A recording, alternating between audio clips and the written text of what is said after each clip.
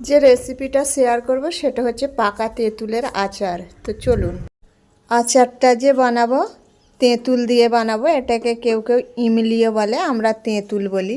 আচারটা বানাবার জন্য একটা মশলা রেডি করে নিলাম। মেথি, মৌরি, জোয়ান আর জিরা, এগুলো হালকা ভেজে নিলাম। মিক্সচারে দিয়ে একটা মিহিন পেস্ট বানিয়ে নেব। জল দিয়ে পরিষ্কার করে সব ধুয়ে নিলাম।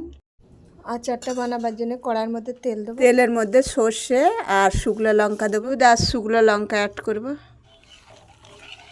তেল অর্ধেক আমি ঢেলে নেবো এখানে। আদা আর রসুনের কুচি দেবো তেলের ওপরে। কাঁচা লঙ্কা অ্যাড করব।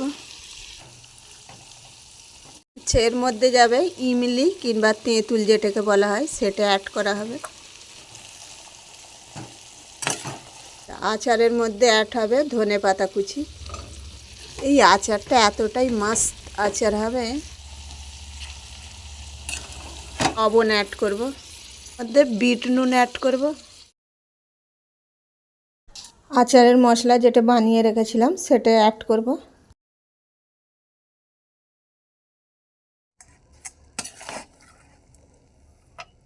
ইমলির আচারটা রেডি হয়ে গেলে লেবু অ্যাড হবে। কাঁচের জারের মধ্যে ট্রান্সফার করে নেব। তেল অর্ধেক বাঁচিয়ে রেখেছিলাম, সেটা আচারের মধ্যে দিয়ে দেবো।